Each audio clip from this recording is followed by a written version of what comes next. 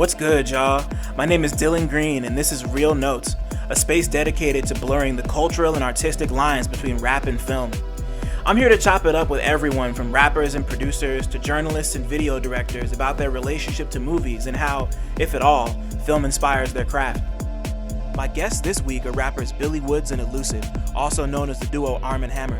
We talk about Woods' childhood memories of watching American cinema while living in Zimbabwe, Elucid's affinity for short stories, some pretty damn hot takes on the work of the late John Singleton, the abstract magic of Ghostface Killah, and the creative process behind their latest album, HARAM, produced entirely by the Alchemist. Come fuck with us. Hi, everybody. What's cracking? Thank y'all for coming back to Real Notes. We got another episode. We're gonna have fun for usual. Yeah. Dylan Green, CineMasai. I got names. Those are two of them. And I have two incredibly special guests on my show today. This is very fire. We got Billy Woods and Elucid, the duo known as Armand Hammer.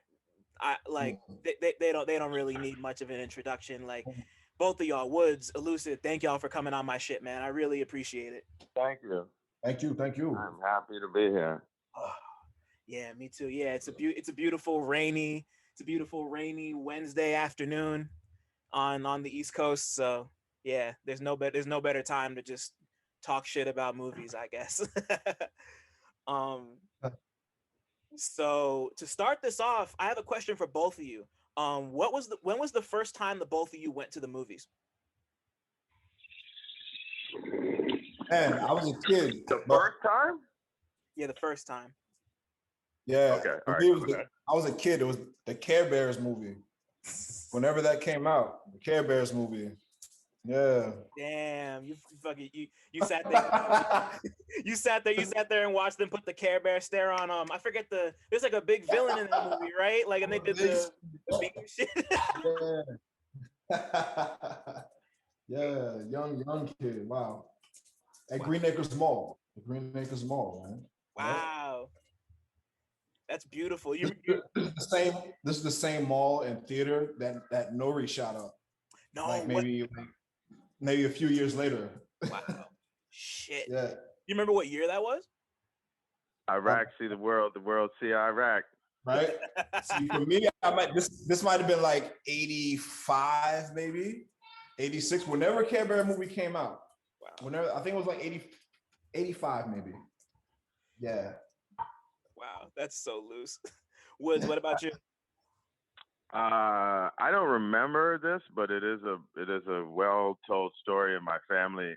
My mother took us me and my older sister to see Superman, the first one. Yeah, a million years ago. And apparently I was just a little kid, maybe 4 years old or something, and I got really scared and spent a lot of time walking in the aisles crying, which apparently did not concern my mother enough to leave the movie. So make of that what you will. Why? What scared you so much about Superman? If you don't... I mean, I don't remember this. I don't remember at all. But it's just one of those stories that my mom has told for my whole life about how we went to the movies and I got really scared. Right. I mean, when you're that age, obviously Lex Luthor, anything could have scared that bald head white dude, Lex Luthor. Yeah, any type of whatever. Somebody shot a laser out of Superman, shot really the laser loud out of his eyes, and then he gets scared. Yeah, I remember like kind of being. I mean, you're 4 years old. Who goes to movies when you're 4? Obviously, after 20 minutes, I probably was done with it. True. But yeah, they stayed for the whole movie, so I have no idea if they just let me wander outside, hoping I get kidnapped or what happened. But that was the first movie I saw. The first movie that I really, if you said remembered seeing, it's a different. That's really tough, man. That's really tough. I feel like there's a few different early 80s movies that it could have been. It'd be hard for me to put my finger on it. I remember seeing, I don't know, all those corny 80s movies that you saw when you were a little boy, like War Games. I know that wasn't the first.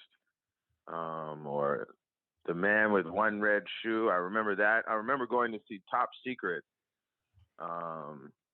which is sort of the predecessor to the airplane movies and all of that. Val Kilmer's first role, I think. Wow. I remember going to see that in the theater when I was real little, but I can't really remember the exact first movie that I remember watching, but Superman 1. Yeah. Christopher Reeve.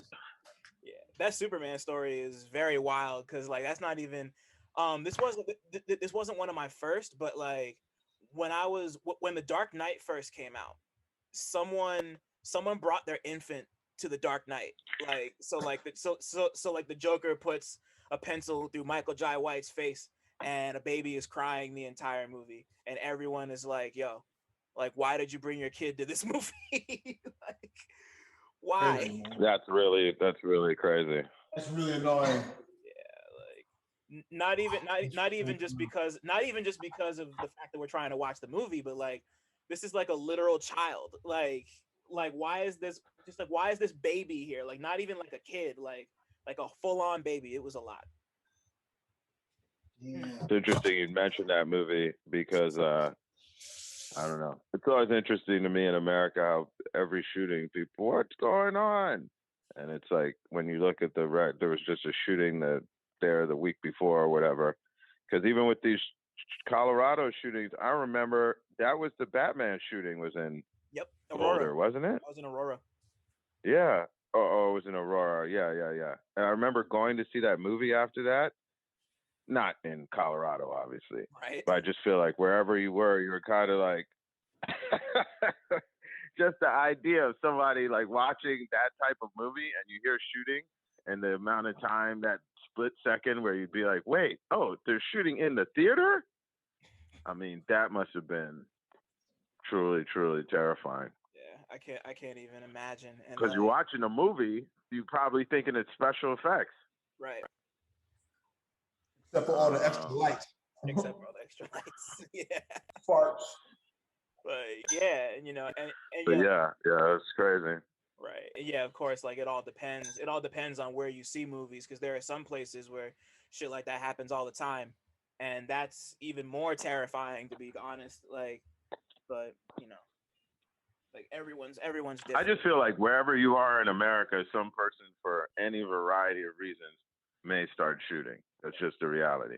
The whole thing where people are always like, I can't believe it happened here. I don't understand it. If you live in this country, I don't know what you're talking about. Right. Yeah. Like it could be a regular person, or it could Why be wouldn't it happen here? Like Nori could just come and shoot up another theater. Like it could just happen, you know? Like, yeah, I mean, I definitely came up during the golden era of sort of public scares of black shooting up movie theaters. Not to say that the young people didn't shoot up movie theaters, but it'd be like if a certain type of movie was coming out, theaters would be like, you don't want to carry it. Yeah. What was I feel like it was one of those movies. Was the Nori shooting was one of those movies too? It was like I think it was New Jack City. That's why I said it. I think it was New Jack City.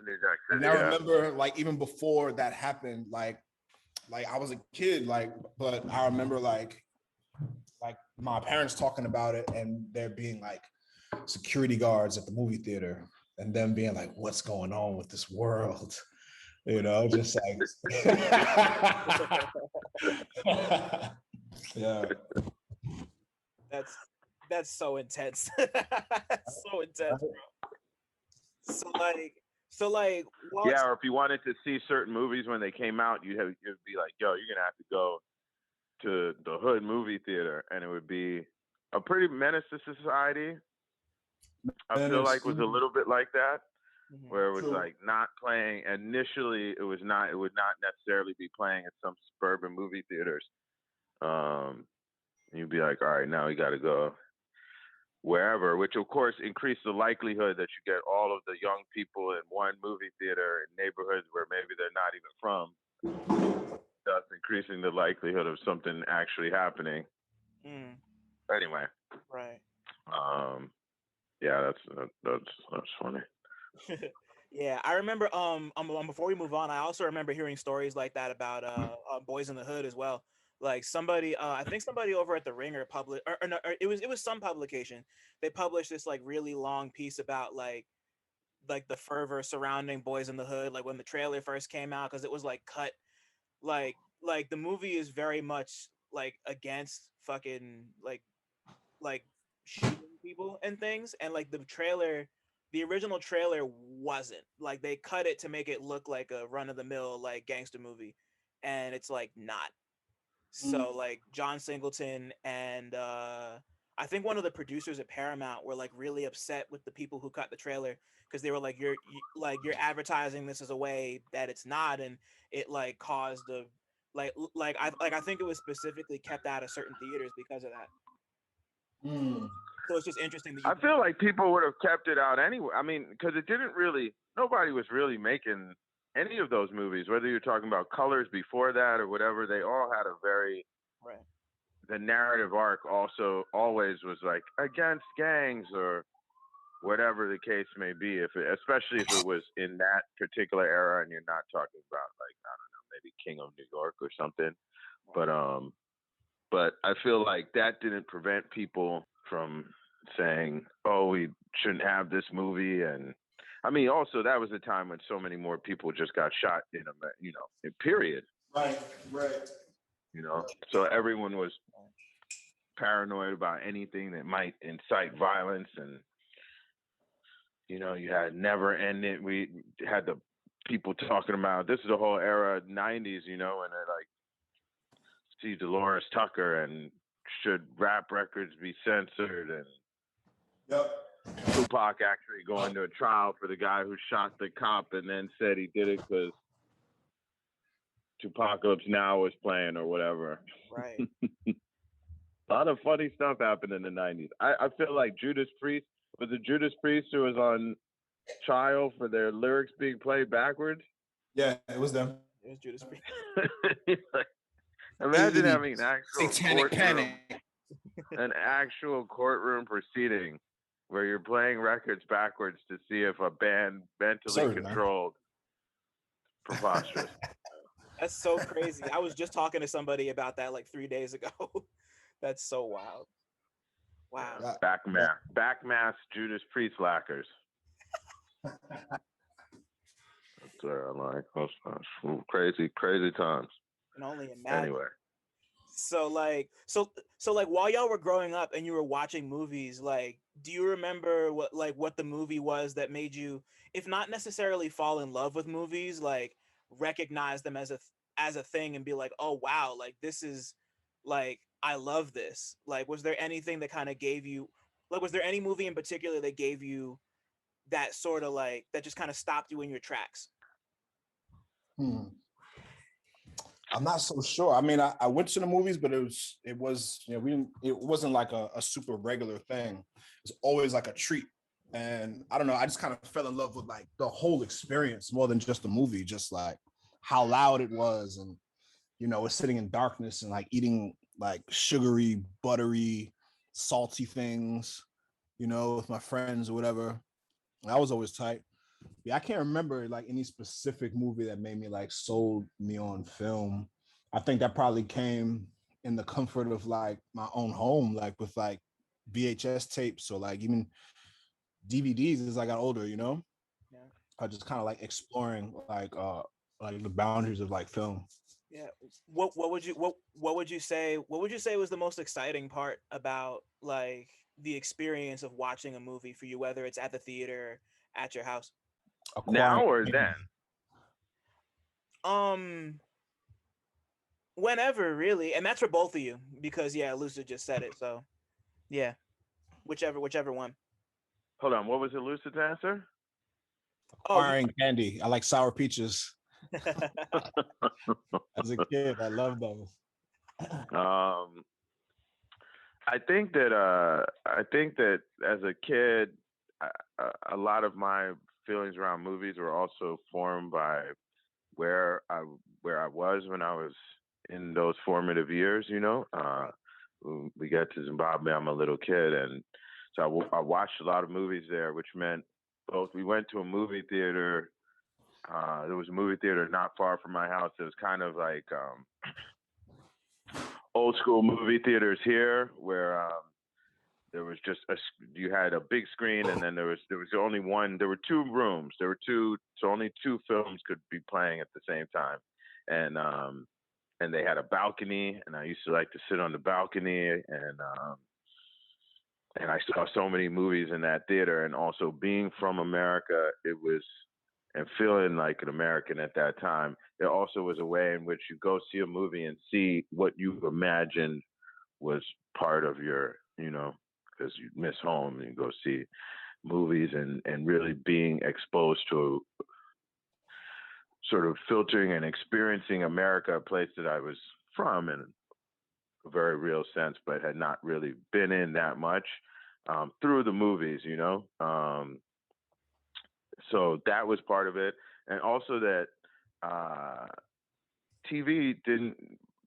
there was only one TV channel.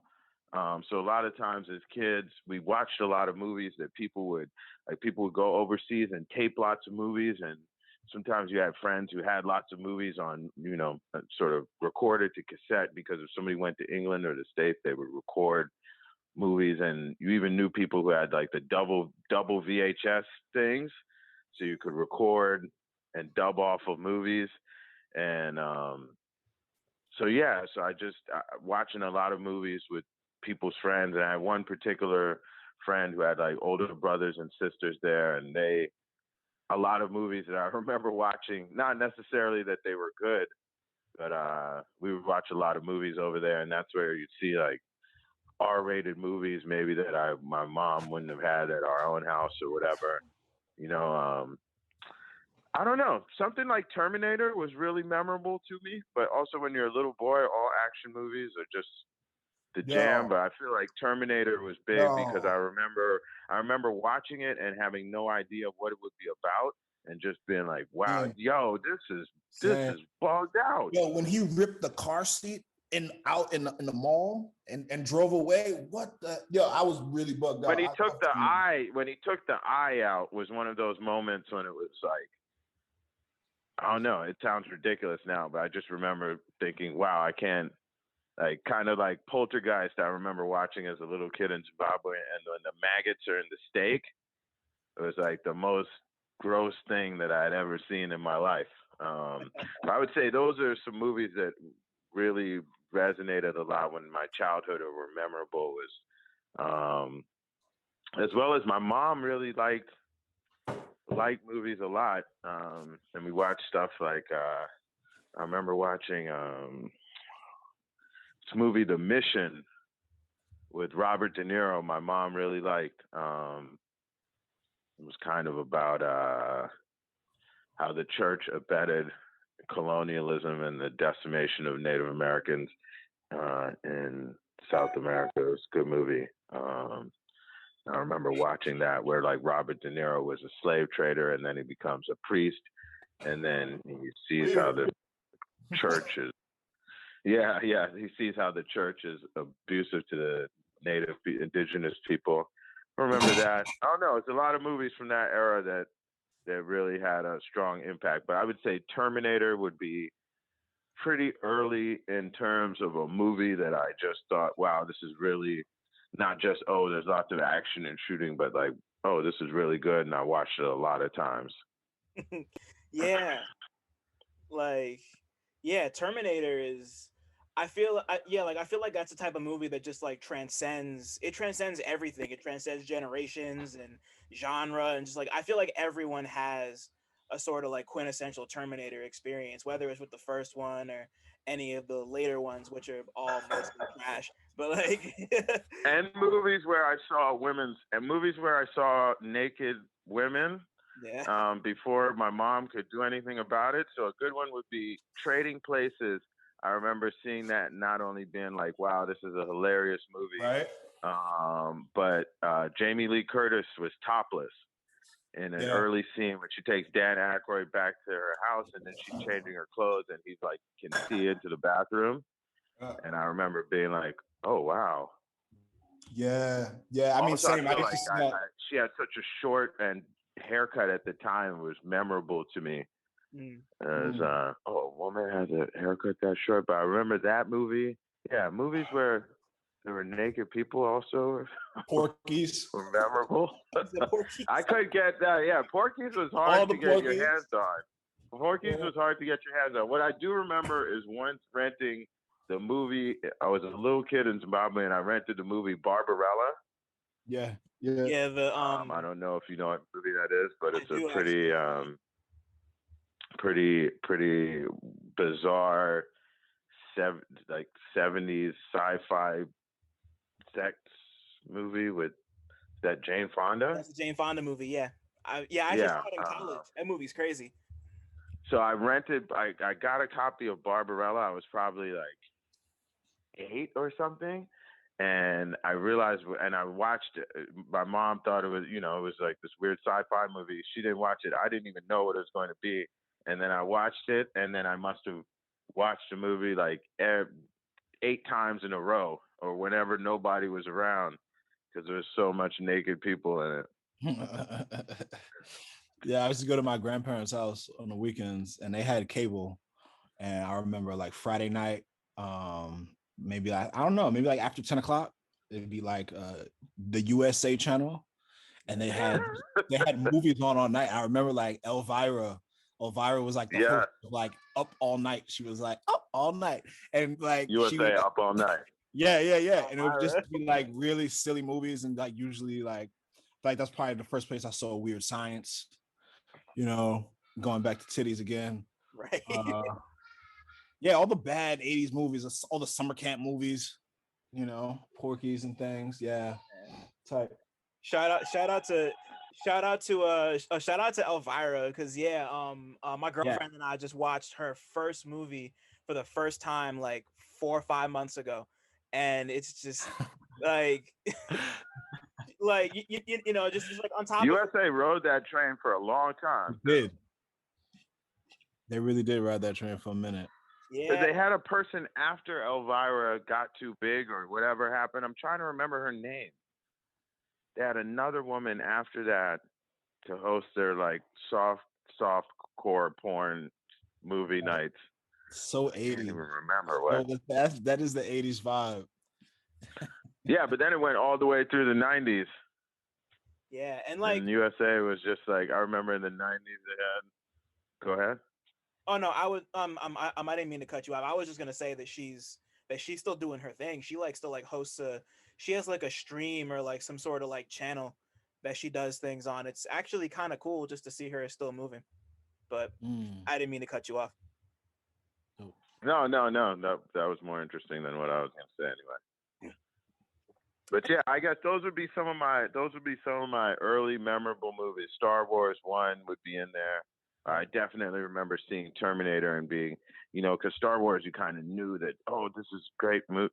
Whereas like Terminator, I thought I was just getting a regular kind of action movie thing, and it ended up being something else. I remember that really strongly.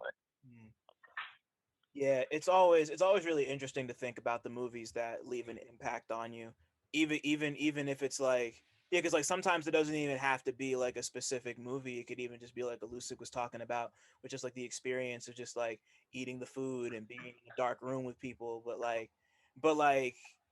But yeah, stuff like that, and like seeing like the varied palette that you were going through, Woods, is very like, that's just such a especially being outside of the States when that happened, and kind of like using that as like a vessel to kind of go back home in a way is so that's really intriguing to me. I like that. Yeah, and when we would come here, also I had most of my Jamaican family lived in New York, and I had one aunt who was the biggest Al Pacino fan. She loved Al Pacino so much, and she would have me watch all the old 70s. I remember, man, I watched all of those movies like Serpico, Panic in Needle Park, which actually showed people shooting up. Yeah. What's the one with the it's sort of an early movie in the using the idea of a serial killer in the gay leather scene in New York in the 70s. What is the name of the movie? And Al Pacino goes undercover as a guy who just frequents these gay S&M bars.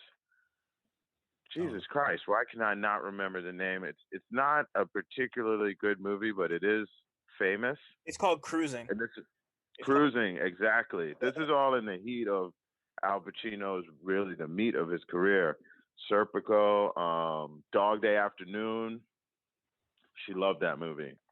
And I remember things like that. And my mom, strangely, but it's not that strange because I think Jamaicans of a certain age were exposed to a lot of American Westerns. Definitely. Both as books and in movies. And my mom really liked and the music Westerns. Yeah. And so, you know, I watched a lot of, like, I remember watching Pale Rider, and thinking that movie was really, really good, and watching The Good, the Bad, and the Ugly when I was a little kid. Not really so much the John Wayne stuff, but the Sergio Leone stuff and some other Westerns kind of from that time. I never really watched any John Wayne ones. That and James Bond, because people I don't know how many people know that Ian Smith, I got the wrong guy. Ian Fleming, it's like lived most of his life in Jamaica, and my mom really liked Bond, so I also watched all those early Bond movies. Sean Connery, Roger Moore, whatever. I had no idea about Ian Fleming. That's crazy. Like, was he? Yeah, he has a house. The Ian Fleming house is in Jamaica. It's like, it's not a monument or whatever, but it's a thing. Right. Kind of like Hemingway's house where's Hemingway's house? Cuba? I don't remember. I feel like somebody told me Hemingway's old house is like landmark, and that there's tons of cats. All his old cats just continue to live there and reproduce, so it's like full of cats. Yuck. What a hater. I mean, some people are just bad people. What can you do? Oh, gosh. Everybody who hates cats is a bad person. Pretty much. Implications here. Simple criteria. But, oh man. Yeah, like while you were growing up, was there ever a period of time where you consciously linked music and film together in your head? Probably not, unless you were talking about when I was a teenager and I was more into music and movie soundtracks became a bigger thing commercially for all parties. And so there were some things like, I remember buying the Judgment Day movie soundtrack before I ever saw the movie, just because, you know, it had all of these. De La had a song with Mud Honey or whatever, which was a great song. Yeah, it was all that rap rock stuff, right? Yeah, there were a couple good records on there though, and also, of course, like that's the era in which more movies start coming out with rap music and hip hop in the soundtracks. Hip hop's getting more popular, so you know, buying soundtracks. I don't know, Soul in the Hole, that era. Other than that, I don't know if I ever even consciously thought a lot about movie scores until I was much older. You know, and then you realize, oh, there's a score that's really iconic and that's adding to what's happening. But right, I want to come back to that, but I also want to Elucid. What about you? Like was there ever a period of time? I'm not really sure. I kind of didn't understand the question, but when you mentioned the score thing, I mean, that's very recent for me. In the past, 5 years, like thinking about scores, and I think just getting into more into like music production for myself, and the type of sounds that I'm attracted to, and some of the more experimental things, less beat things that I make. Then I began to see like the parallels with film and how that thing can actually sort of happen. And I think the first time that happened was I made Bernadette, which was just like you know, I found this old film, I forgot the name of the people who did it. It was a burning car. It was a burning car for 15 minutes, from the lighting to the time when it just collapses. And yeah, I scored it. You know, so that's a very recent sort of like realization for myself, and like noticing that connection where I fit within music and film. Sure. Right. I should go back and watch that again, man. I haven't. I remember peeping that when you put it out. Yeah. I feel like there were a lot of moving parts right then, and I haven't gone back to check it out. I should rediscover that. Yeah, I don't think I've seen it actually. I'm not even gonna lie. I'm not even gonna lie. Yeah. This cover This is was dope pre.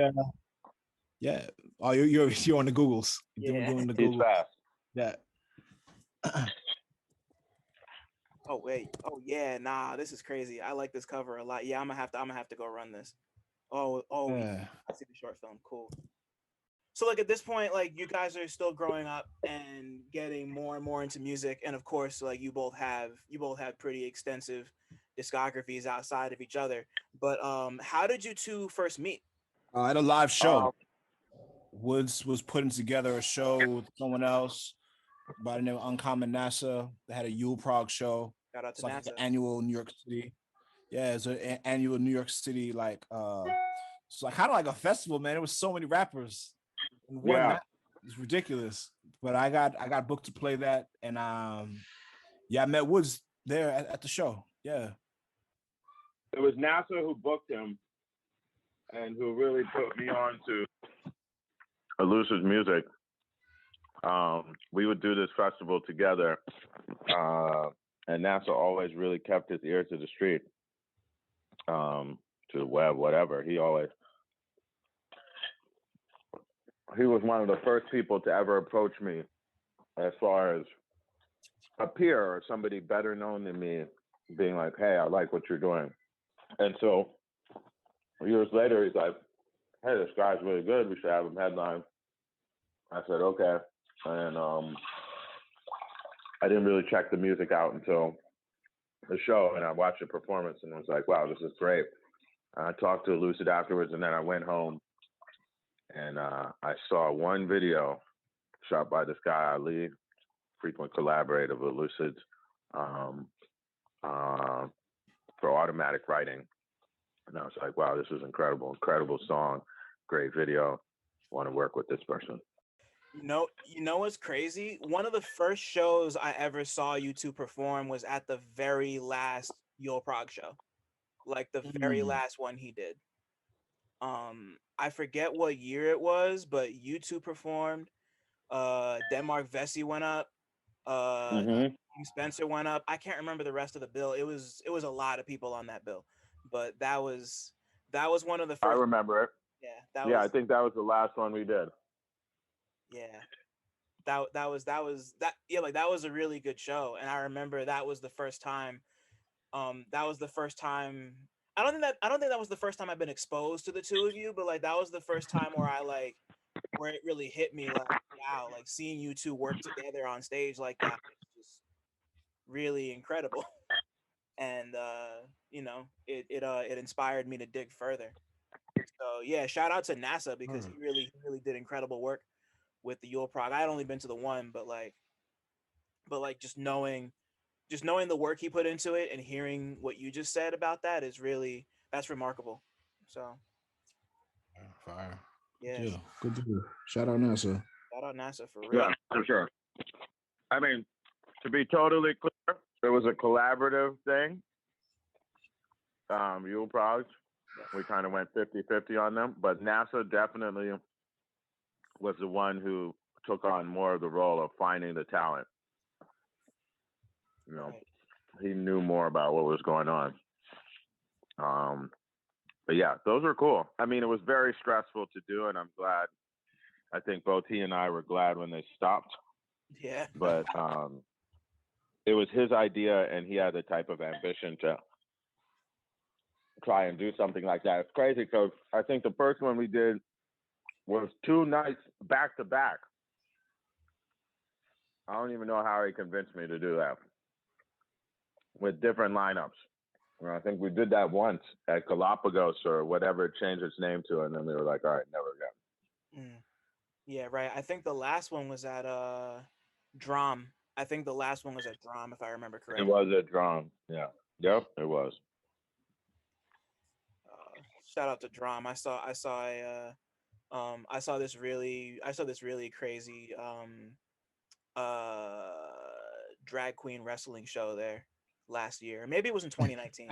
I forget. Me and my Where's the stage? Is the stage like on the dance floor, I guess, or where's the ring? I mean, the ring was like elevated up on the stage, and like that's wild. Oh, okay. That's a small ring. It was so wild. It was such a good time. Like yeah, like all the queens were just like, everybody had their own special moves and their own intro music, and it was fantastic. It was dope. That is dope. That is dope. Woods, you remember that show that we played in, was it Rhode Island?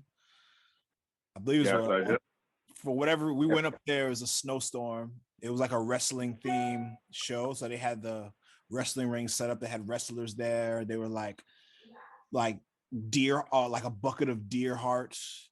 There was like a woman like spraying water and stuff like out of like, I don't know, she had some contraptions like on her nipples.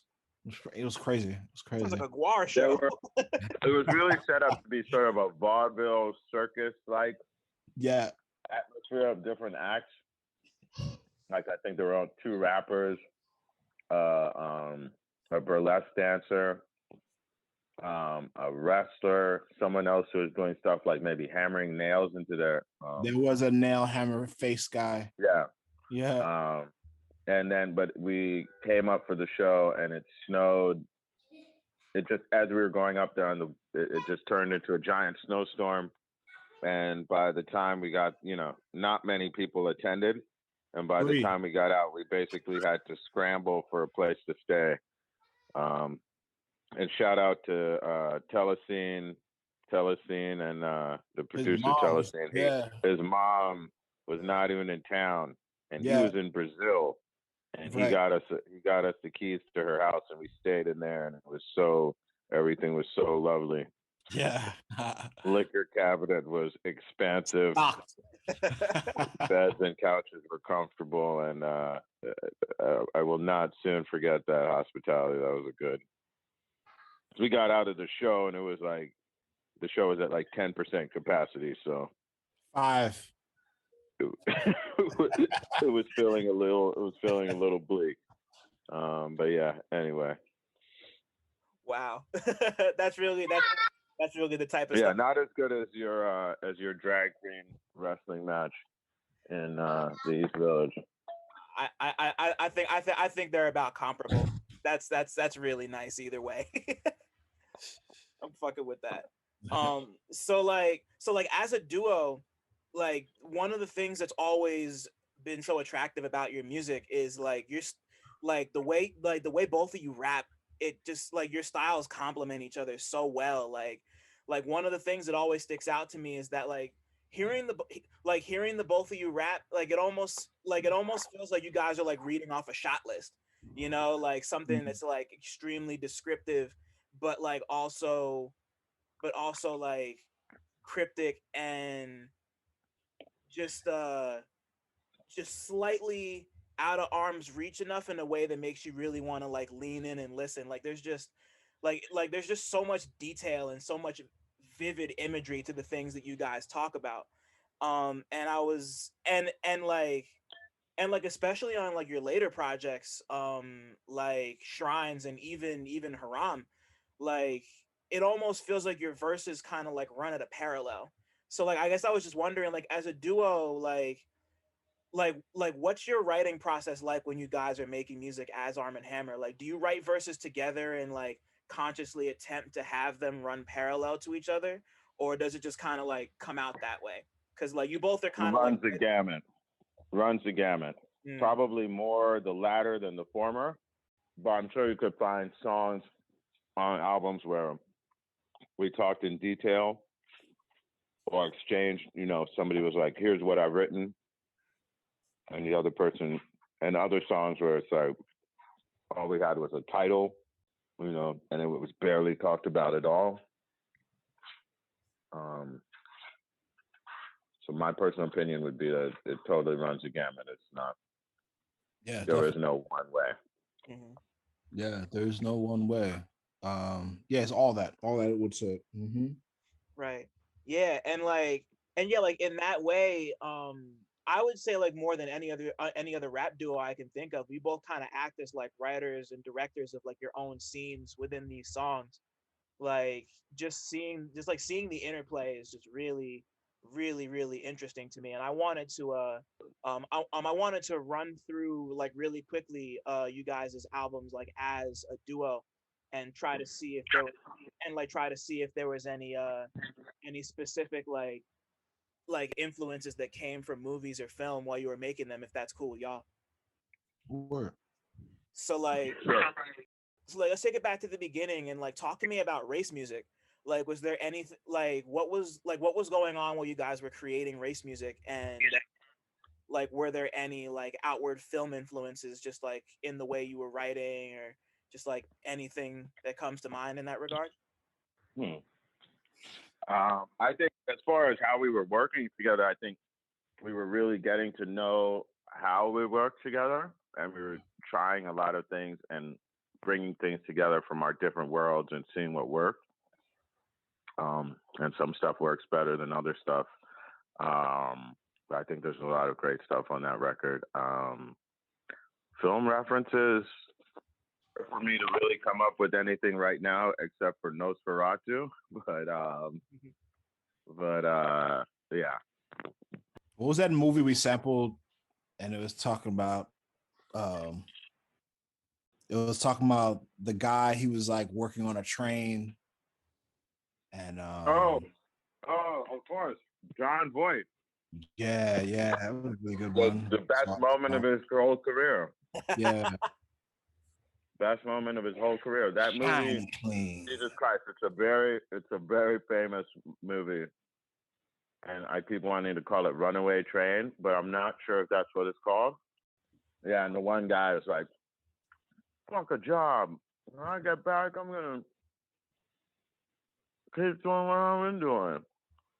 Yeah, you were right. Like, nah. You were right. That is Runaway Train. Mm-hmm. Great. What are you eating right now?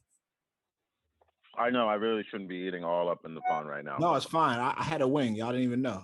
Yeah, it's all good. I suspect my snacking is not as stealthy.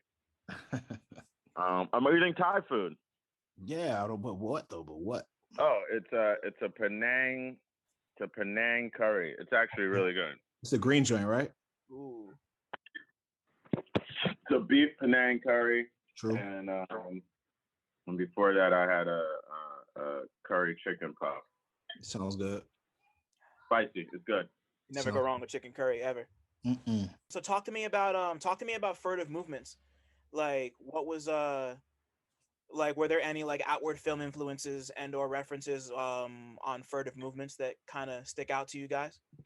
I'm not so sure for myself. And it's probably rare that it actually kind of incorporates itself that way. It's like film as a direct reference. If I'm referencing like movies, probably something that I've grown up seeing, you know. But yeah, it's an interesting way to think about the music and how I'm kind of lacking in that area, thinking about like film inspiration for music. I feel it. It's really just the way you guys put scenes together. Like you in particular, Elucid, like like the both of you, but like I just there are so many moments like there's one moment it's actually on Woods' Hiding Places. It's the beginning of Crawl Space. The way you describe those black kids tumbling off the bus at like the Universal Circus cloud car, like that's just like I can see that in my head, and it looks like you ever see the cartoon Wayne Head before? Yes. Yes, absolutely. I don't know what that was. That Wayne sounds funny. Oh man, that was dope. That shit ran for man. I feel like it was Ice, or who said it? John Singleton said it's Ice Cube. I guess right before Ice Cube started making movies, or this was the inspirational quote that I was like, "Yo, I'm gonna start making movies." Like, "Yo, you're such like a descriptive like rapper, like a great rapper. Why don't you just start making movies? It's the same thing, you know what I mean?" I seeing that, it's kind of interesting, but yeah, I don't know. I like short stories. I like poetry. The results showed how wrong John Singleton was. Oh my God. I mean, I guess John Singleton wasn't a very good director either, so it's all. Hang on. I mean, I'm not saying, is that not fact? These are factual statements. Listen, man. I went and saw Higher Education in the theater. Higher Learning in the theater. And about 40 minutes in, I was like, this is the end of the guy's career, right? Damn. Wow, that movie was bad. In the 90s, cats got a lot of spins, you know.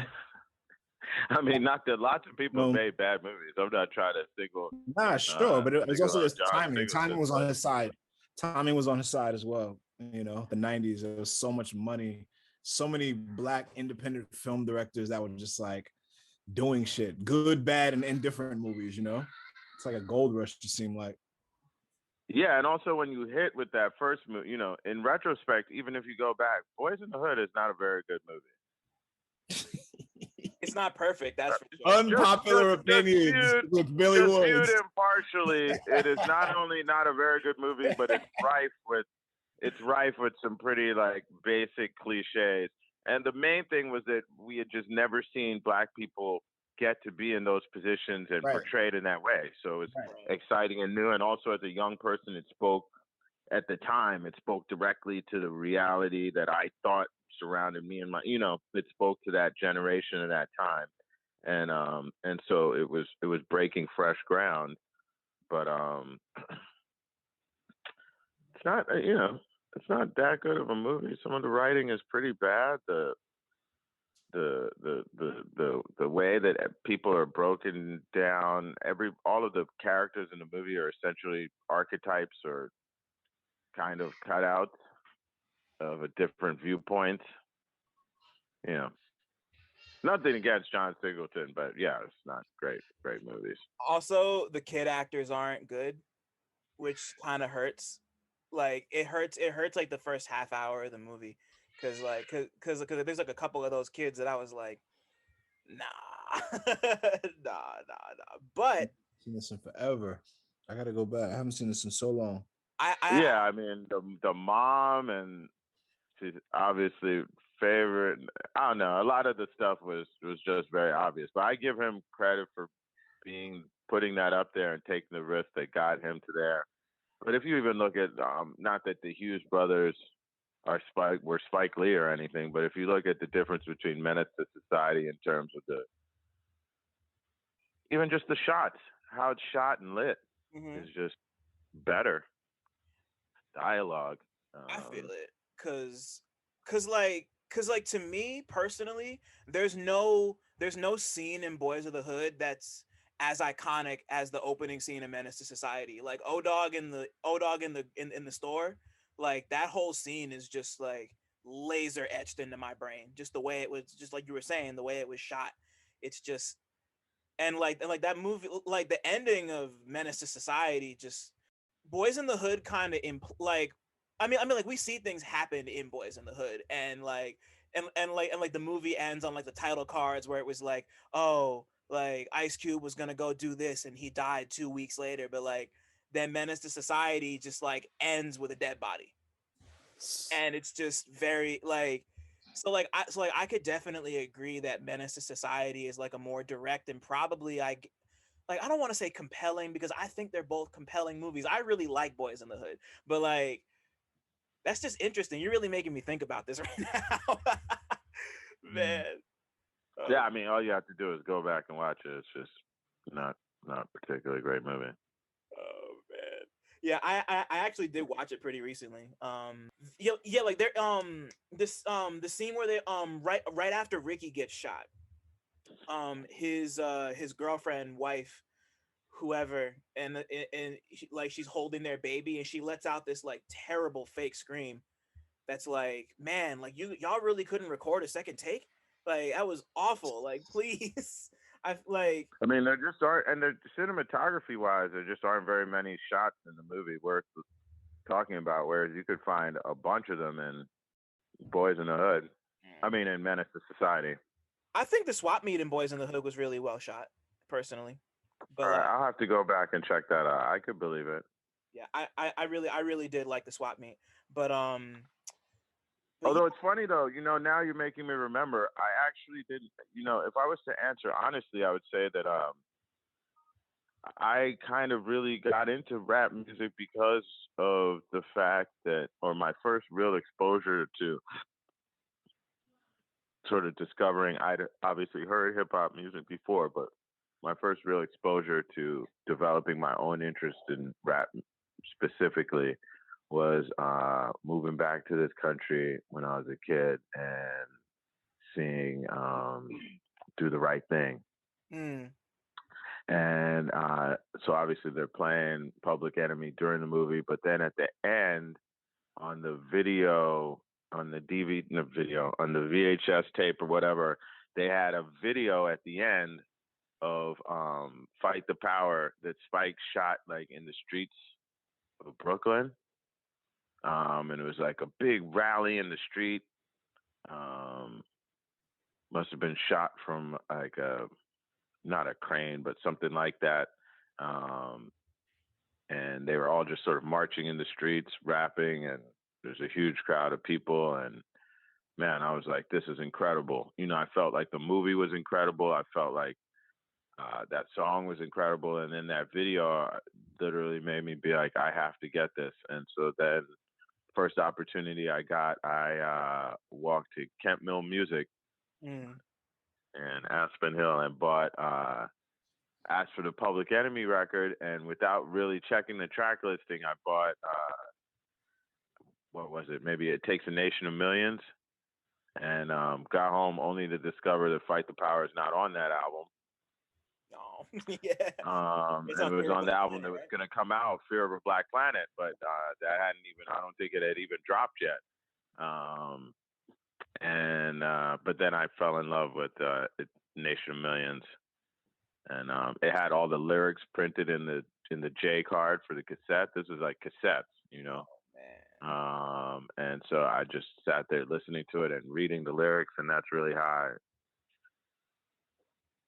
that was when my my love affair with rap music and hip hop really like started. So I guess, and I should have said that in the answer to your earlier question. It's all good. That's incredible. And fun fact, actually, Fight the Power was made specifically for Do the Right Thing. Like I know. Then they were like, oh, we got to put this on the album. Yeah, that's I love that story because like that like I wasn't alive when that movie came out, but like that's just such a moment. Like reading stuff like that and like everybody knows Fight the Power. Like that's such a I don't like using this word too often, but that's such an iconic song. Like that's like a staple, you know? And just to one day just learn like, oh, like that was made for a movie. Like that might even be one of my earliest memories where like when I first saw it and I learned that, I was like, damn. Like that might have been one of my moments where I kind of thought about how music and film were linked in that way. Because I also grew up on a lot of rap soundtracks and just like finding rap songs that I really loved on movie soundtracks. So yeah, that's really crazy. Elucid, I actually want to come back to what you were saying about short stories, because obviously there's a lot of different interpretations and ways to pull that out of the way you write. So like, how would you say that you've been inspired by short stories in your writing? I think just like the brevity of things and just trying to like maybe Barack said something about like economy of language. I remember hearing that as like a teenager, like just starting out rhyming, and just like that really like it hit me. And just like I don't need to like spend so much time trying to lock in and convey an idea. I should know what I'm talking about if I'm going to deliver it to someone, that I can like wrap it up in a way that's just like, yo, I got you on that first hit, you know? And I think that's kind of how even my rap name Elucid even sort of like derived from. And well, yeah, like, and it's really wild that you say that, because whenever whenever I hear you rap, I was just thinking about this yesterday, and just trying to put it into words. Like it almost sounds like you're trying to describe images from an encyclopedia from memory. Like just like putting just like so like there's so much knowledge. There's so much knowledge in the way you spit. And like you manage, and you saying that you manage to like condense it in a way that like you're delivering it to people in a way that they can like unfurl on their own. Like that's such a literary, like it's both a literary technique and like a cinematic technique. And I think it's really interesting how those two things can kind of meet in the middle, you know? Cause like I see what you're saying, but the words are just kind of like tumbling in my head as well. And like Woods, you're the same way. It's like you know, I mean, people for a long time for solo work and also Armand Hammer work, people always said things about like, oh, it's dense, it's cryptic, and I don't, you know, that's, you know, to each their own with their interpretation. You know, we don't all come from the same places. We don't all have the same experiences. We don't all, you know, do the same thing. So like when I'm drawing from my own experience and my own vision, my own, you know, interactions with people, my own lessons, you know, yeah, it may sound strange to someone else, but for me, I'm just minding myself and just like compiling it. And, you know, and a record is just a, you know, a mind in motion for me, you know. I rarely like start off and like, this song is about this, you know. Right. But yeah, go ahead. No, I feel it, you know, and I don't necessarily think it's fair that either of your music is kind of described as like cryptic or anything, because that's a really great point about just about like everyone has different experiences and different reference points, and like, you know, what makes sense to you might not necessarily, it's just like for what's coded to you is just like every day for me. Exactly. But you might be so unfamiliar with what I'm saying. It's just like, you know, Ghostface was, you know, the king of that, right? Like Ghost's slang was so next level, you know. But I guess for him and for people he was around, this was how we talked. This is how we understood each other. But for everyone else, it just kind of sounded like gibberish, you know? What's a ravioli bag? Exactly. Like, you know what I mean? It's a total drug reference missed by people who just not walking with them, you know? Exactly, yeah. Like, yeah. And I feel like, to play devil's advocate though, yeah, Ghostface was cryptic to his peers. So to a certain extent, you know, I don't disagree with Elucid, but I also think, and sometimes I think there are other words than cryptic that could also be used. But it's like, David Lynch's movies are not like other people's movies. Facts. Since we're talking about movies, you know what I mean? It's not just like, oh, well, he's eschewing certain sort of movie making tropes and things that are part of storytelling, that if you do away with some of them can leave people surprised, thrown off, put off, confused, because we're used to absorbing something in a particular way, you know. Like if you're watching a David Lynch movie, it wouldn't be strange, and you've never seen one before, to be like, hold up, what? Or who? Or I'm confused. But if you're used to it, then you know that, and again, this isn't how I feel about my music, but you know that there's aspects of it that you're not going to be able to just sit down and be like, this is the plot. In David Lynch's movie, this is what everything meant, and this is what happened. Right.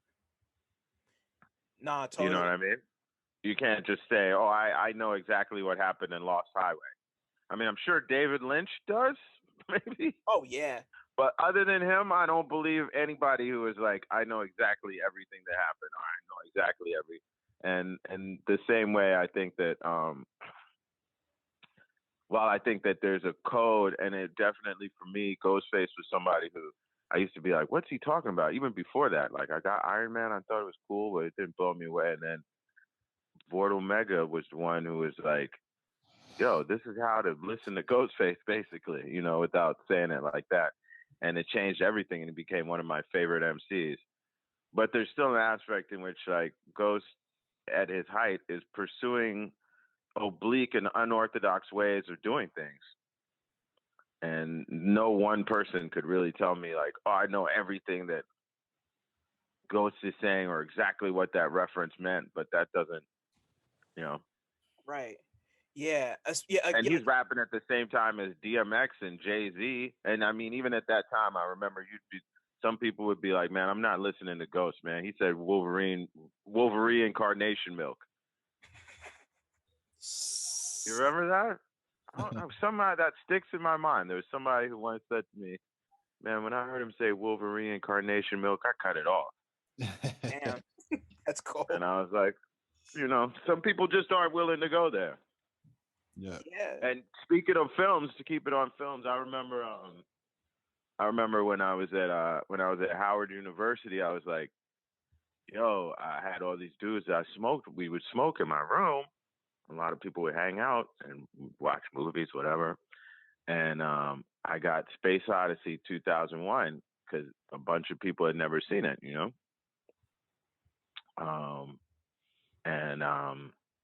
And so I was like, yo, you guys should watch this. Rolled up, put it on.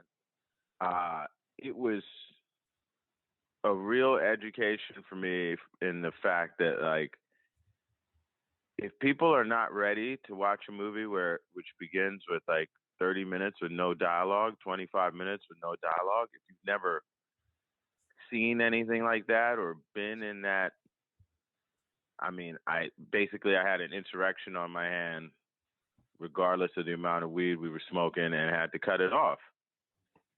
Because the first 25, 30 minutes of that movie there's no dialogue. There's the apes with the monolith, and then there's the classical music with the spacecrafts. And like, I literally couldn't get them to watch through that, man. Yeah. I couldn't get them to watch through it. And it's like, yeah, if people aren't prepared, and you're like, hey, watch this movie, the average person is going to be like, that was really bizarre. Yeah, and most of the time, bizarre is putting it nicely. Because yeah. Nah, that just made me shut it down. Yeah, and that's almost what makes it special, because, you know, of course, like, somebody like Stanley Kubrick is not like Stanley Kubrick he has different language than someone like David Lynch. David Lynch is different from someone like Terrence Malick or like Lars von Trier or like Michael Bay. Even like everybody has their own way of looking at things, and that's almost what makes listening to music, regardless of how accessible it is, that's what makes me listening to music so special for me. And like, even somebody like Ghostface, like I'll never forget the quote where he just said that, like, he just put together words that sounded good, you know, like there was no, like, especially with an album like Supreme Clientele, since we're going to go to Ghostface, like, yeah, like we all know the story. Like, Clientele was made while he was like just like chilling in a hut in Africa, and he was just like zonked off all the drugs. Man, they were in a hotel, man. Oh. They didn't leave. If they left the hotel grounds besides to buy weed, I would be shocked. Yeah. But yes. Yeah. No, for sure. Yeah. I mean, the funny thing about things like that is I feel like I've heard Ghost say everything, because I feel like at a certain point it sounds ridiculous now, but in my opinion, there was a point where he was kind of put off by the fact that his creativity in a time when rappers were just blowing the doors off sales kind of had, I don't know, I feel like people didn't fully appreciate Ghost. He didn't have a lot of hits. Obviously he had Tommy Mottola, what is it? Yeah, of the forget the name of that Off song. Supreme Clientele. That was a big record. I can't remember the name. And but in general, I felt I mean, I don't know him to speak, but I always felt like, in part, although Supreme Clientele was a creative peak for him, or a peak of sorts, I feel like he didn't want to return or delve deeper into that world after that, because it seemed like it wasn't creating as commercially viable a product as his peers who were going, quadruple platinum, and J, DMX, everything else that's going on at that time. Because his work became less oblique moving forward from that point, which would be surprising if you thought about, in retrospect, this is your big album. Right. Yeah. Like after that, you still get creative stuff and stuff that's out there, but you get less. Things are more straight. The delivery and the topics and the way he talks about things is much more straightforward. He just found a niche for himself that existed before, but that now is just like he was on major labels and it was able to be like on a mass scale. Like he started doing records with Beyonce. Yep. He became like that R&B rap guy. Neo, you know what I mean? Like all those things were just hits, straight hits, for a certain I mean, he had those songs on, he had that on Iron Man, because he has a song with All That I Need. Shit got elevated, man. Like he was able to still have these deals and these albums out because of those records, not because of records like Run or like man, what see, even Flowers, Run, I feel like Run is not an album. What's the record he was rapping about? The Sun. What's the record he's rapping? The Sun. All those records are like ill records, but like those weren't keeping the lights on at a label. You know what I mean? No, but this is what I'm saying. I think that after Supreme Clientele, because Supreme Clientele had maybe his biggest commercial hit too. He was able to do that. He had All That I Need. He was able to do those crossover. To some extent, he was able to do those joints both before and after that. But when I think about he continued to rap creatively, but he definitely, I feel like more and more moved away from really difficult language wordplay.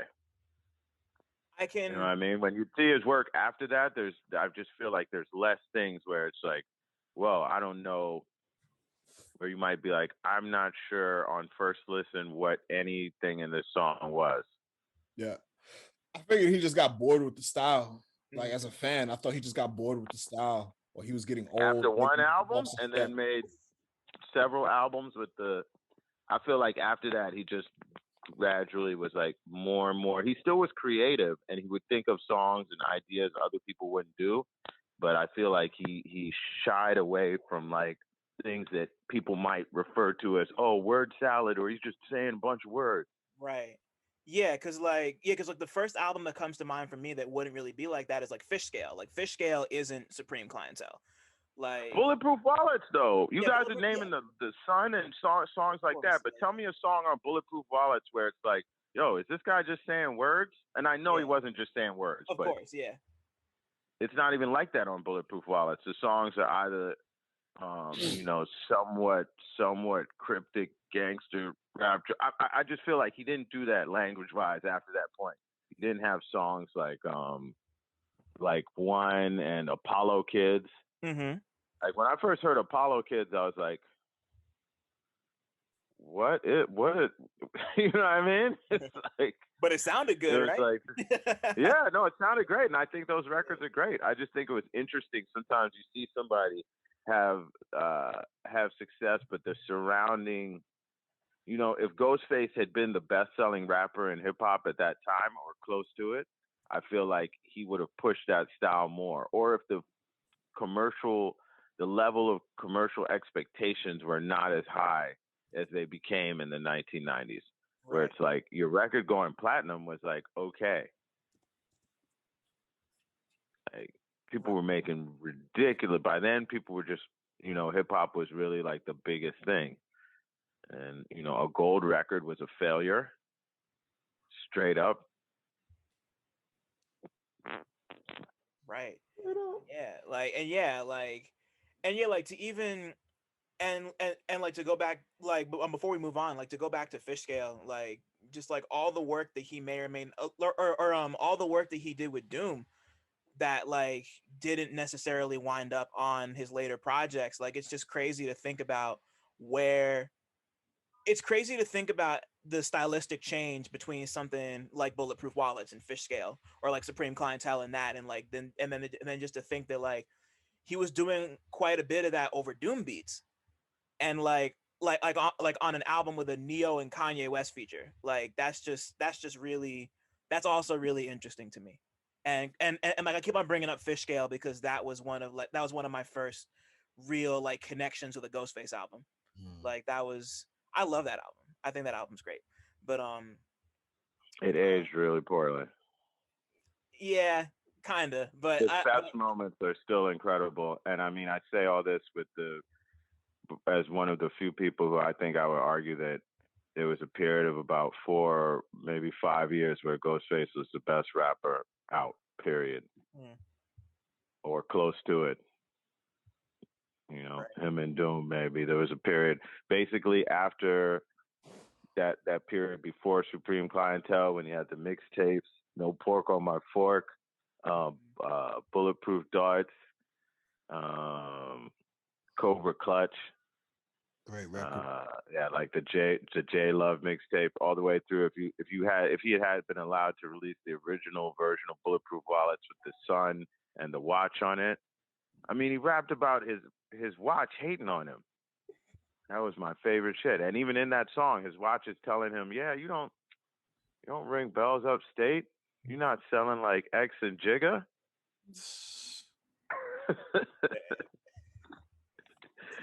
Yeah, what a crazy idea. What a crazy person to work with at that time. Imagine Elucid, if I hit you up. I mean, like he must have hit Ray and been like, "Yo, so this song, my watch is hating on me, right? And you're going to rap as the watch, and I'm going to be arguing with you."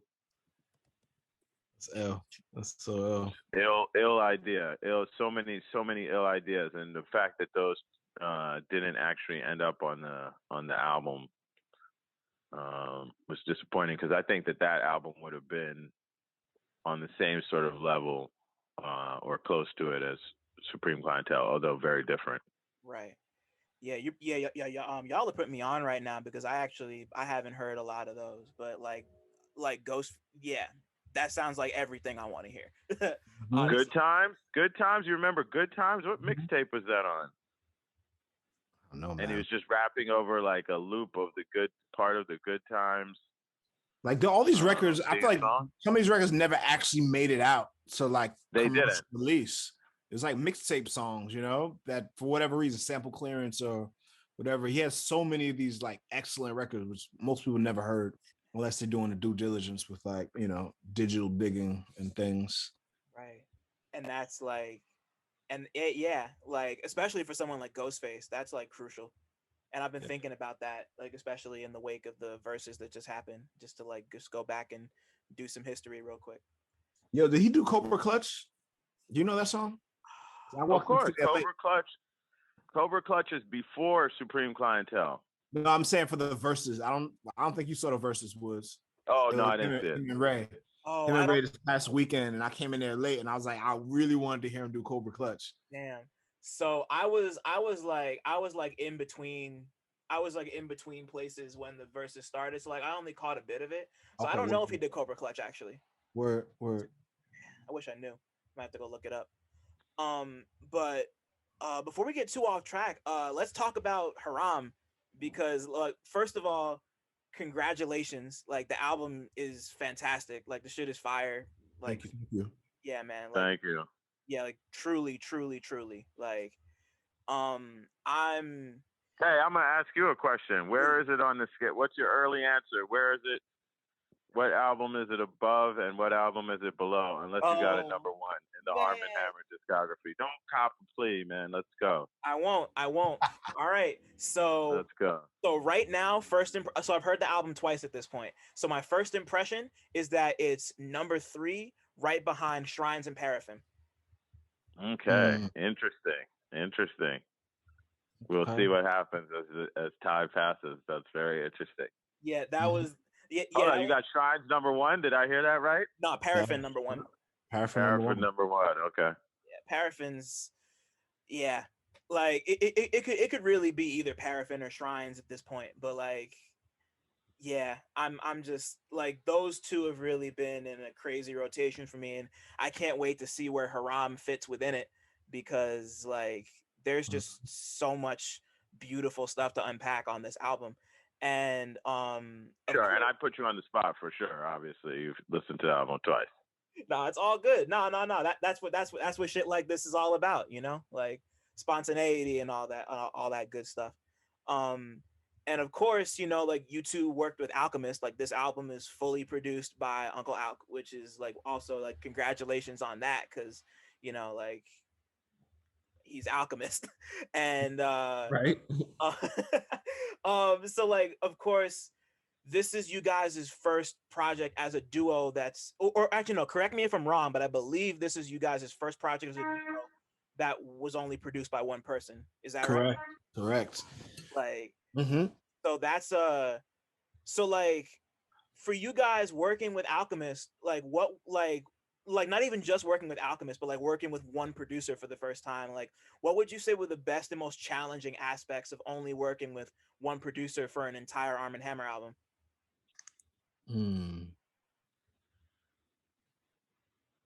I think just knowing like a consistency of sound, like going into it, kind of knowing what to expect, but not knowing what to expect, because you know, I expected one thing when this first started like boiling up. Like I wanted a particular type of sound from Al, and on the first couple batch of beats that I was getting, it wasn't that.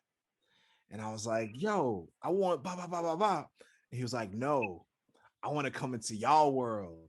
I love what y'all do. I'm trying to like make some new things. So like, yeah, it was just like I expected something and it wasn't that, but I love what I got, you know, as we kept, you know, the process moving and kept building on the record, and just like, yeah, falling into like a pattern and just knowing this consistency of like high level shit that he was sending us, man. It was wild, you know? Yeah. Just because I'm curious, what were you expecting coming into this? I wanted, you know, like Al has changed his sound so many times in the past 20 years, you know, he's always staying a step ahead and just constantly innovating and like challenging himself. And I mean, I wanted those West Side Gun beats, man. You know what I mean? I wanted the West Side Gun beat. I wanted he was giving like Boldy James. I wanted like that vibe, you know? I wanted when he was giving Freddie Gibbs, but now we got something different. We got Armand Hammer like crafted beats, you know? Yeah. And I love it. I love it. And that's like so special because Al wanted to come to you guys. He wanted to come to your world. Like you had that. Nobody could take that from you. Yeah, like that shit was so encouraging, you know, just hearing him say so and just like, oh yeah, I trust you. I've been trusting you, but it was like another level of like, damn, like admiration and trust, you know? And on a certain level, there was like a shared like admiration. Like he was fucking what we do, you know? Very tight, very tight. That's incredible. Woods, what about you?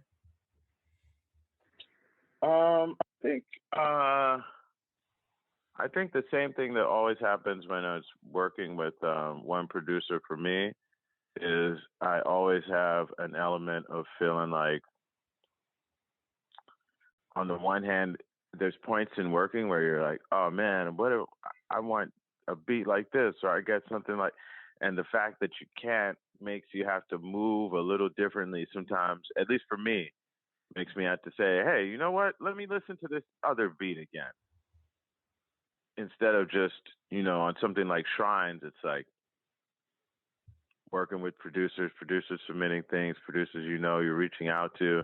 Yeah, there was so many things, and it's like if something's working, if you like something, you know, one of us maybe pitches it to the other person, or we both like it instantly, then it's just like off you go.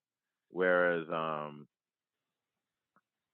when you're working with one producer, you know, like you could just be combing through beats till you get something that immediately catches your ear, you know, and you don't have to think about it. Whereas when you're working with one producer, sometimes you got to go back, and sometimes those end up being some of your favorite joints later. Oh, you know, working with Kenny Siegel on Hiding Places, there's beats where I would have probably been like, I don't know if that's like Houthi initially probably would not have been the first song that I would have just picked off of that song never gets made if I'm just taking beats from whoever is sending beats. Not because it's not good, but it doesn't immediately sort of lead me somewhere. But because it didn't, it made me have to, you know, you're combing back or you go listen through the beats a second or third time, or a particular day you sit down to write and you put it on and you say, hey, you know what? I think I got something for this. And the same way, there were some of the joints with Al where it's like, oh, it's cool. But then you're like, well, I need to write, and this is what I'm working on. And so you listen to the beats again, and then you maybe hit a vibe on something, or it forces you to some new ideas, you know, something like God's Feet. Like, I liked it. Would I have, and I'm the person who started rapping on that first, but part of it was the idea came to me and it was there. And you know what I mean? You have to get out of your comfort zone a little more. You can't expect the producer to just keep sending you packs of 10 beats every few days, you know, with rare exceptions. Most of the time, especially somebody like Al, you're going to have to be like, let me listen through them again, you know, let me listen to this one again, or let me consider this one that I wouldn't initially. And that could take you places that are really good, I think. For sure. Like, for me personally, like one song that I keep on coming back to because it's never what I would expect to hear on an Armand Hammer project is Falling Out the Sky. Like, just like that beat is just so smooth and hazy and just so, for lack of a better word, it's and like put your boat shoes on for that, man. Exactly. Like for lack of a better word, it's like slow. You know, like I don't always expect you guys to be like it's like not really like rushed or hurried. Like it's just so relaxed. Yeah. And just to like hear y'all go and just like y'all are toasting, like that's like toasting music right there. So it's really like it like you don't get something like that unless you're willing to step outside of your comfort zone, especially for someone like Al. Like you don't second guess the Alchemist most of the time. Like he's, you know, like his reputation precedes him just like it does for you guys. But like just that's one of the things I love about this collab is like your music is always unpredictable, but hearing the way that you three kind of pull surprises out of each other is so like that's what I love about rap. You know, like I love it when people can kind of pull each other into their world, like a Gibbs and a Madlib, or like a Metro Boomin and a 21 Savage. Like just like y'all pull each other into your own worlds and create a new one in the process. Like that's what HARAM is to me. Fire. And like, yeah, that's dope. Thank you. Like, and I also noticed that HARAM is one of your shorter projects to date too. Like there's a couple songs on here that like aren't even 2 minutes long, which like I'm so used to like 3-4 minute songs from y'all. And I was wondering if that was like a thing you thought about while you were making that, or if it just kind of happened where there were some like shorter songs on here. I think it just happened. I mean, I think we do have. I think there's probably more here, but we do have, you know, from the Eucharist to what's your song on Shrines? The Sun. Solarium. To alternate side parking on Paraffin. I feel like those things are always in play. I don't feel like it was thought about, you know, especially because there's some longer songs that were made that didn't make it, and nobody was exactly sure of everything that was making it till we were at the end. Right.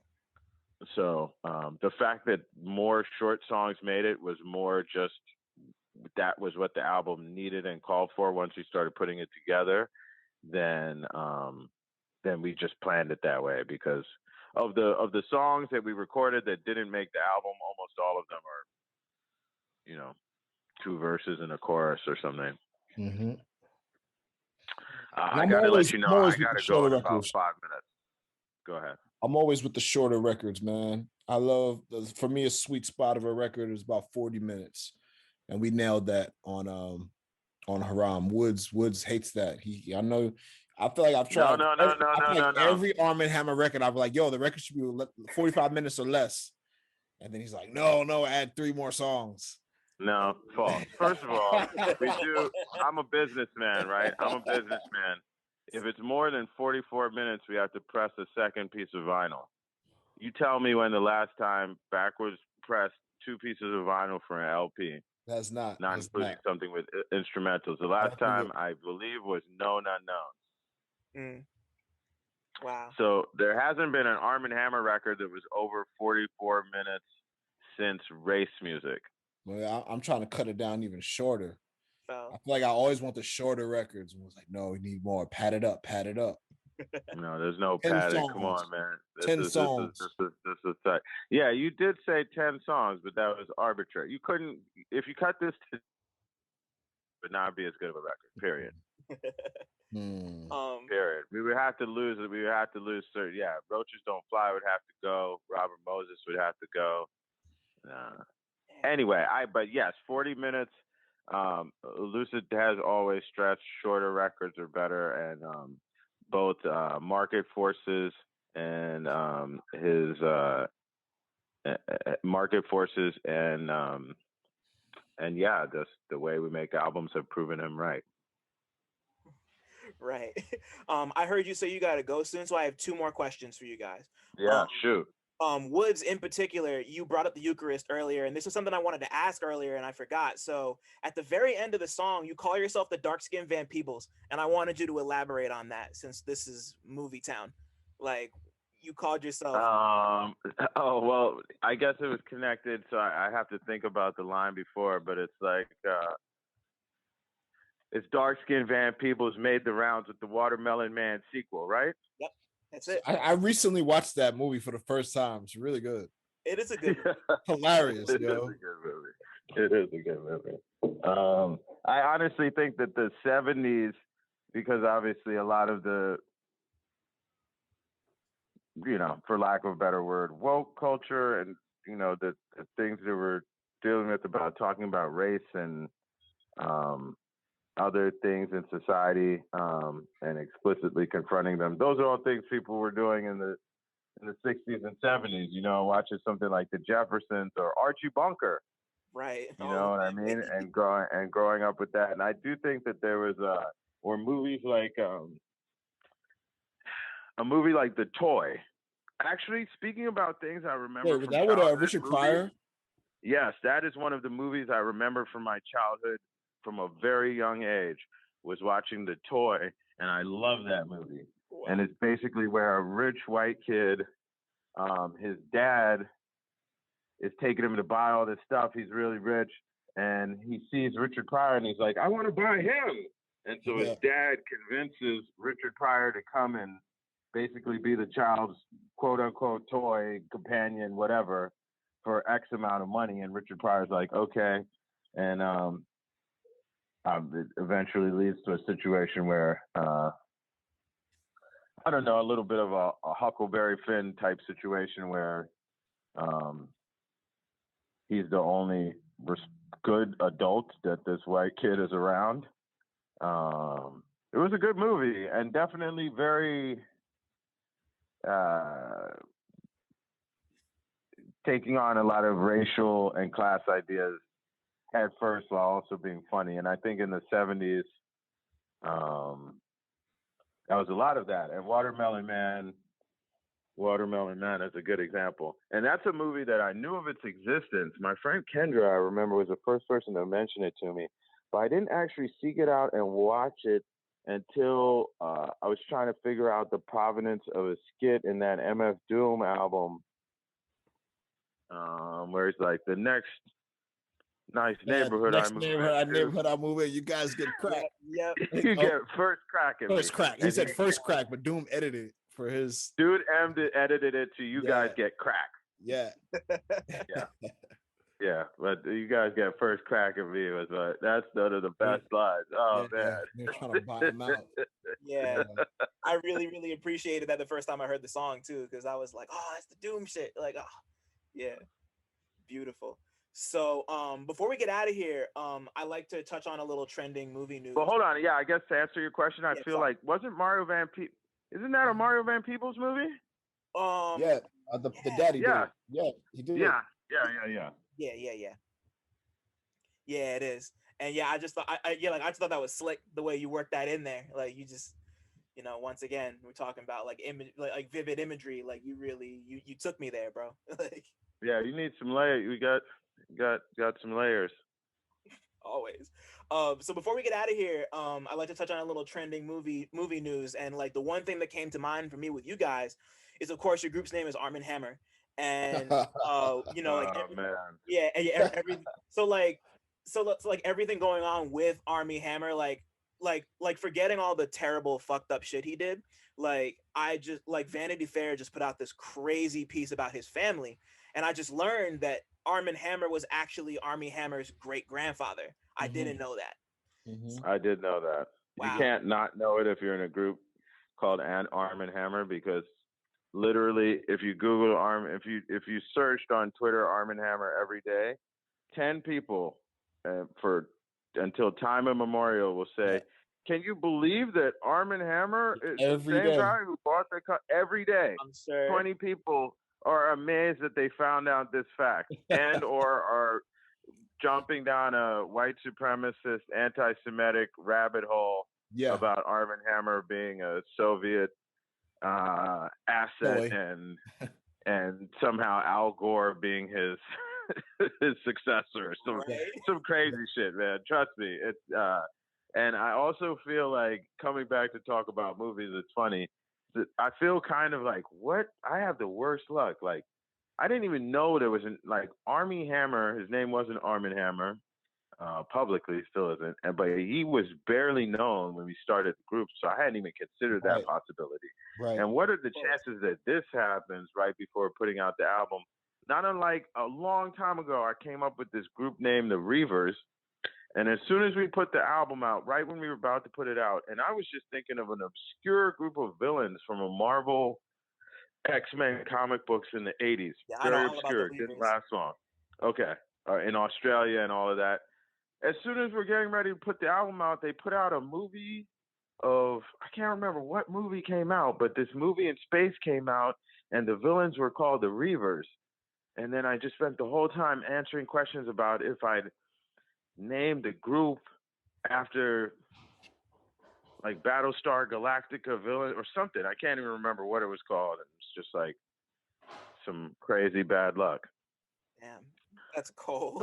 But yes, I did know that Armie. Yes, I know so much about the Armand Hammer family now that even if you don't want to, literally Google that Armand Hammer every day, and you'll see those results every day. Yeah, because I saw Elucid post the Reddit thing where somebody was like, "Oh, like Armie Hammer's putting out a rap album. Like, thanks for like look at you supporting a cannibal." Like, yeah, people like you. Maybe you guys should change your name. Fuck out of here. Like, chill. Ridiculous. Thanks for listening. Shout out to y'all for making it this far, and shout out to all the Black people listening too. Cause y'all really impeccable. Don't forget to like, subscribe, and tell a friend to come through next time. 1.